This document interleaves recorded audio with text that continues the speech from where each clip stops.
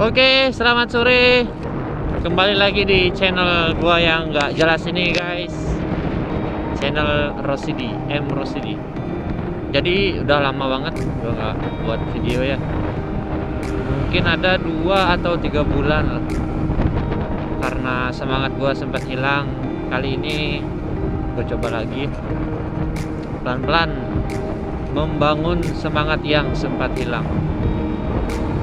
Jadi untuk kali ini gue akan berbagi untuk keadaan di kisaran Kuta, bandara, dan Denpasar ya guys. Jadi untuk kali ini sudah lumayan, untuk trafficnya lumayan sih. Tapi untuk penerbangan,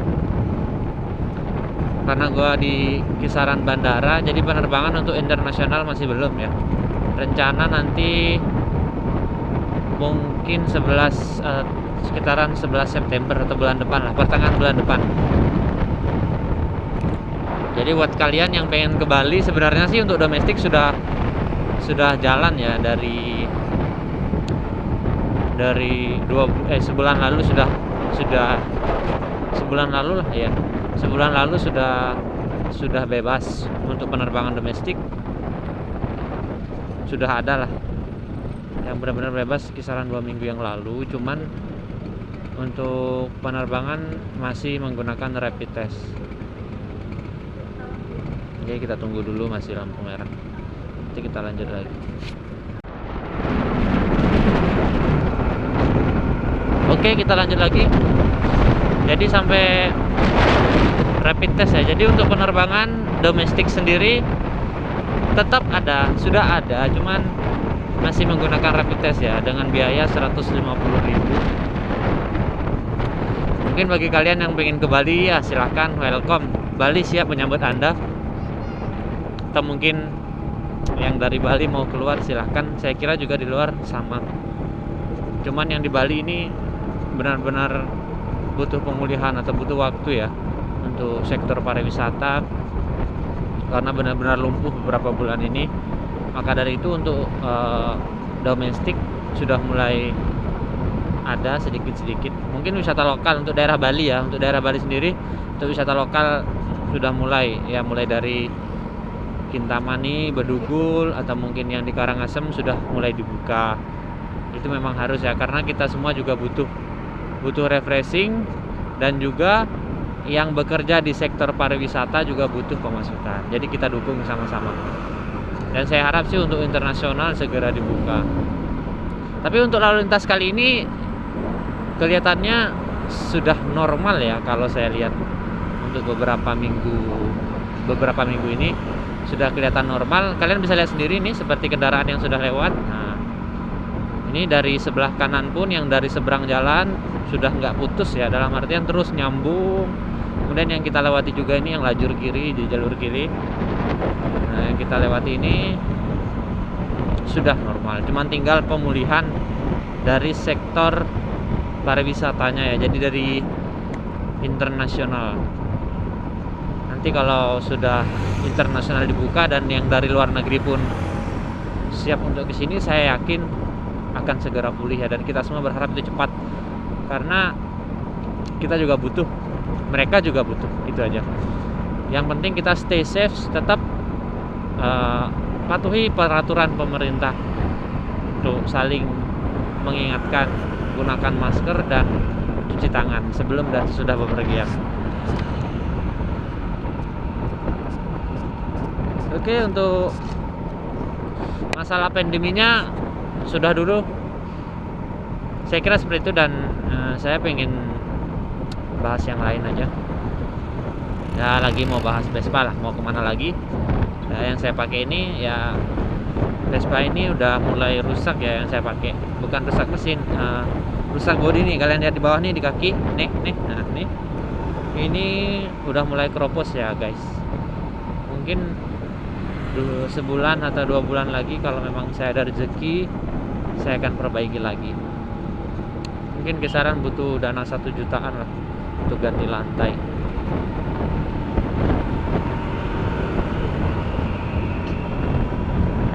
Intinya buat kalian yang pengen ke Bali, silahkan ke Bali. Bali siap menyambut Anda. Dan untuk keamanan di sini saya kira cukup. Untuk kesehatan, protokol kesehatan saya kira sudah cukup baik ya untuk penanganannya. Jadi nggak usah khawatir buat kalian. Karena saya sendiri yakin untuk pandemi ini pasti cepat berlalu ya. Karena saya lihat dari antusiasme masyarakat itu kayaknya sih sudah capek dengan corona ya. Kita harus berdamai dan kita harus ya memang harus berdampingan. Dalam artian ya tetap kita jaga kesehatan. Ya corona tetaplah ada corona.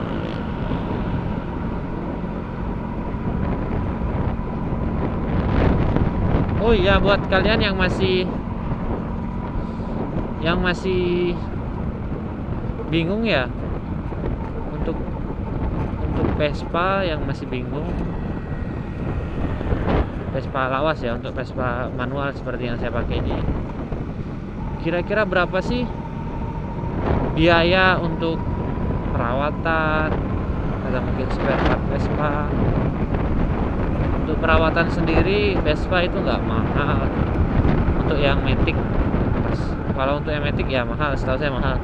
Tapi untuk yang manual seperti yang saya pakai ini tidak terlalu mahal ya kalau menurut saya, karena saya sendiri servis jarang, mungkin ya 3 bulan sekali untuk servis karbu. Ganti oli juga ya paling oli gardan, bukan oli gardan ya, oli gigi, oli gear itu saya jarang sekali, paling terakhir saya ganti 3 bulan yang lalu. Sampai sekarang itu belum tak ganti. Untuk mesin nggak pakai oli ya, karena udah campur dengan bensin. Jadi mesin selalu isi oli. Jadi untuk motor 2 tak itu ya itu. Jadi dia oli udah langsung campur sama bensin. Jadi bukan terpisah ya. Kalau terpisah baru harus rutin dicek.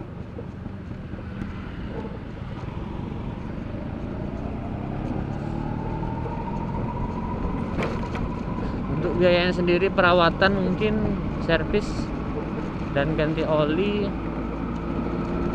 nggak sampai 100.000 kali. Kalau di sini ya, mungkin di daerah kalian ada beda harga pasti, tapi nggak mungkin lah sampai kalau cuman ganti oli servis itu sampai 100, jarang. Mungkin ya mentok 70, 80, sisanya mungkin kalian bisa buat beli. Itu nggak ganti ini ya, nggak ganti kabel-kabel, tali-tali seperti tali kopling atau mungkin kampas rem, itu lain ya. Untuk kampas rem lain, kampas rem, tali kopling, pokoknya yang include 70 atau 80 itu antara servis mesin karbu ya, bersihin karbu, kemudian ganti oli gear mungkin ya 15.000 lah, 15 kalau enggak ya 20 lah. Sisanya itu bersihin karbu. Kalau bersihin karbu ya tergantung bengkelnya dia minta, tapi biasanya sih minta 30, 35 atau 40 lah. Ya anggap kisaran 70 sampai 80.000 itu udah beres. Kalau oli mesin sendiri saya biasanya pakai yang Mesran ya guys, karena Mesran itu yang lebih bagus menurut saya selama ini saya pakai daripada yang lain. Untuk Mesran sendiri karena dia lebih kental.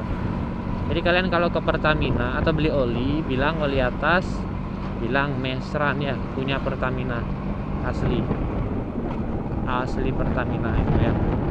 Jadi kalian bisa search sendirilah di Google oli Mesran untuk 2 tak gitu. Itu harganya kisaran 35 sampai 40.000. Itu cukup kalau untuk harian ya sebulan cukup dengan takarannya. Jadi untuk kalian yang ingin bawa Vespa manual nih, yang masih mikir-mikir kira-kira itu biayanya gimana ya, mahal nggak sih, atau kira-kira ribet nggak urusnya. Untuk biaya sendiri murah sekali, dengan catatan sebelum kalian membawa Vespa itu udah normal ya. Tapi kalau sebelum kalian bawa udah perlu banyak yang diganti ya, itu beda urusannya. Kalau Vespanya normal, biayanya tuh nggak mahal amat sih, itu nggak begitu mahal.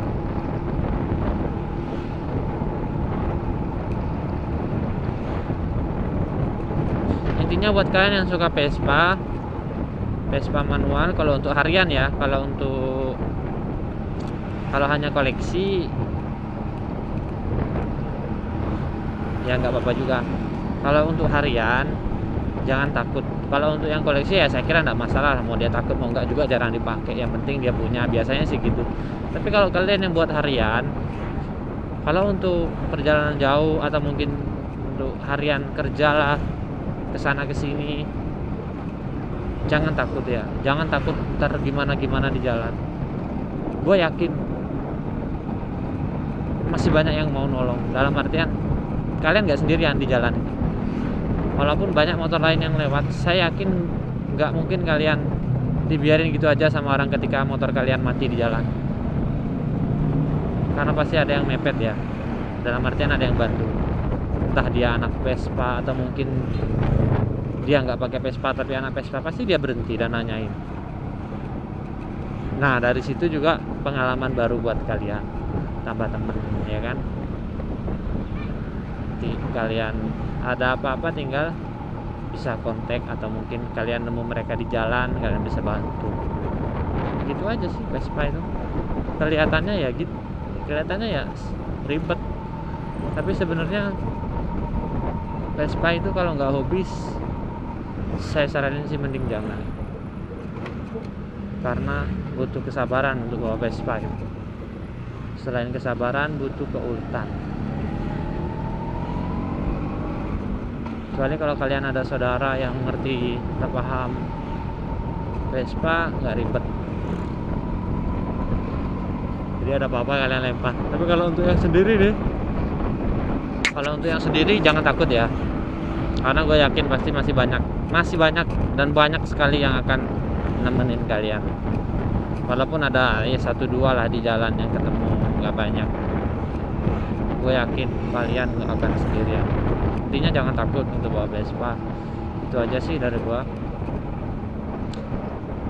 Ya sekian dulu untuk video kali ini, nggak begitu banyak ngoceh walaupun nggak jelas. Terima kasih buat kalian yang udah nonton. Thanks for watch ya. See you next the video ya.